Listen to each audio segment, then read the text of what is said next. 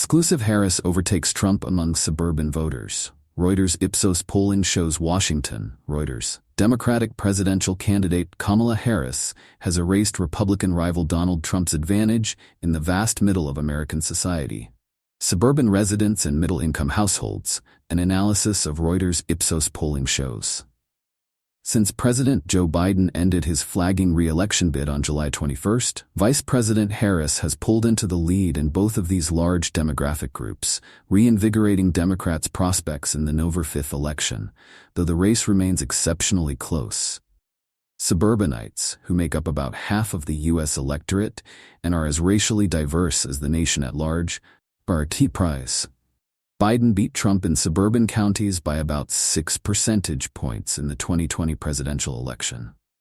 Before Biden dropped out, Trump was leading him 43 to 40% among suburbanites in Reuters Ipsos polls conducted in June and July, reflecting the Democrats' struggle to energize supporters.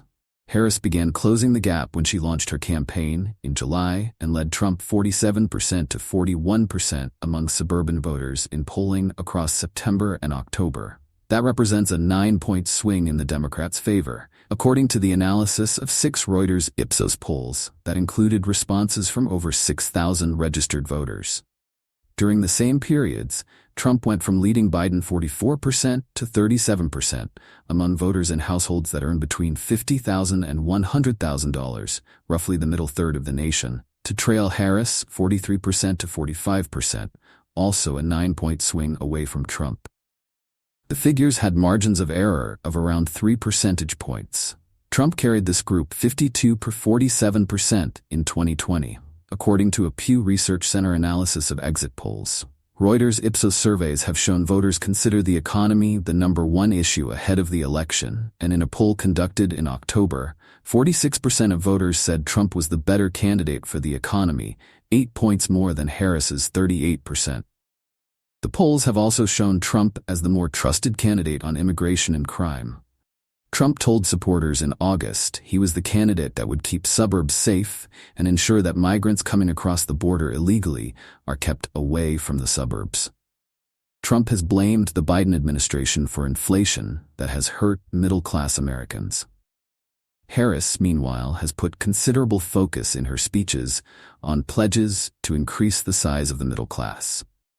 She also is more often picked in polls as the better candidate for protecting democracy and taking a stand against political extremism. Her focus on affordability has been highly effective in narrowing Trump's advantage on inflation and the economy, said David Wasserman, a political analyst at the Cook Political Report. Wasserman said Harris appeared to be performing well among relatively affluent suburbanites who could be growing more optimistic about the economy, while her gains among middle-income voters could be due to her campaign's regular pledges to help middle-class households. But he noted that voter turnout in Democratic-leaning urban areas and Republican-leaning rural towns could also be critical in deciding the election. Harris supporters contacted by Reuters for follow-up interviews this week also said they had not paid much attention to her before she became a presidential candidate, and that they became more supportive of her as they learned more about her. The latest of the 6 polls, conducted October 4-7, showed Harris up a marginal 3 percentage points over Trump among registered voters overall, 46% to 43%. Her modest edge in national polling is significant, although the winner of the election will likely be determined by the results in 7 battleground states: Arizona, Michigan, Pennsylvania, North Carolina, Nevada, Wisconsin, and Georgia, where polls have also shown a tight race. Winning the middle, whether nationally or in the election's key states, won't necessarily crown the victor.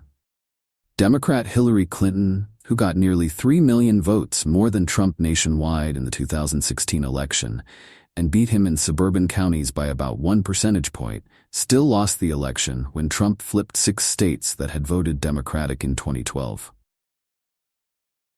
Poll respondent Sheila Lester, an 83-year-old Harris supporter living in Peoria, Arizona, which mostly lies in the state's battleground Maricopa County, said in a phone interview that she had become convinced Trump would beat Biden. She said she rejoiced when the Democratic Party quickly coalesced around the candidacy of Harris, especially since she could be the first woman U.S. president. The response that she has gotten has made me a little bit more proud of this country, said Lester, a retired customer service employee who considers herself part of the middle class. She said she liked Harris's toughness on abortion rights and her pledge to grow the middle class. I am definitely anti-Trump, but I believe I'm more pro-Harris. Maricopa County played an important role in Biden's 2020 victory when the county narrowly flipped Democratic after voting for Trump in 2016. Karen Davidson, 83, who lives in West Bloomfield, Michigan, a middle-class suburb of Detroit, said she had not been that familiar with Harris before she moved to the top of the ticket. I needed to know more about her to form any kind of thought, Davidson said. The way she stood up to people who were berating her, I had to respect that. Having been in the industrial machinery business when women didn't work in it, I know what that's like, Davidson continued. She had the strength, and that's what's needed to run our country.